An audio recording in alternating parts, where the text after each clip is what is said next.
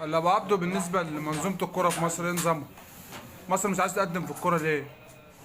دي كلها منظومة فاشلة، مدربين ولاعيبة وناس ونوادي ومدير نادي، كلها منظومة فاشلة. يا ابني ده أحلى مكسب في العالم الرياضة. الرياضة يا بهايم. عارف اللاعب المصري ما بيتقدمش ليه؟ لأنه اما بيخلص الماتش ويطلع يقول يا حلوة شوفيني.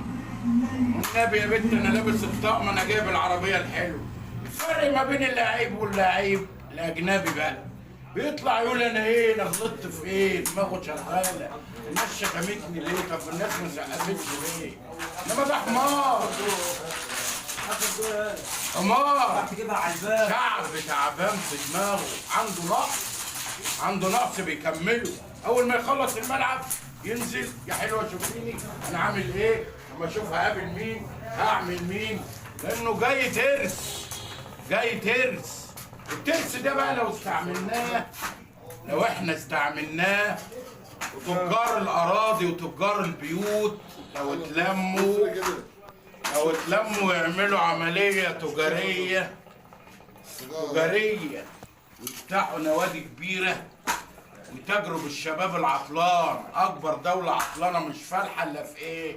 يا في مخدرات يا في بنات. لا انا اجيبهم بقى، الرياضه محبوبه، اروح مدخلهم افتح نادي واروقهم والحكومه تقف معايا ونجدد احلى تجاره في العالم. وخد العيل كده واكتب عليه اكتب عليه هو وابنه هو وابوه ان انت تحت امره طالما هيديهولك، تصرف عليه وتروقه وتهندسه.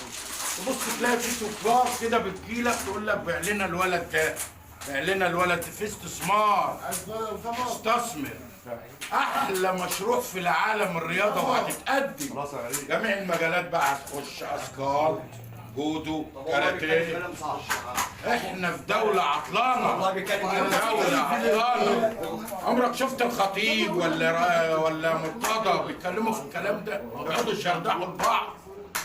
احلى تجاره في العالم. لموا استثماراتكم كلها وافتحوا نوادي واصرفوا على اللعيبه وهتشغلوا كوتشيات وترنجات ومصانع هتشتغل ولاعيبه، تيجي الناس بقى تدور عليهم. الراجل بتاع السعوديه ده هو اسمه ايه اللي هو محمد بن سلمان تركي الشيخ. الترك ده الترك راجل كده حريف، جدد السعوديه وروقها وجاب عمل فيها كل حاجه. هو ربنا يا ابني هو اللي بيحاسب. البني ادم الوسخ لو عايز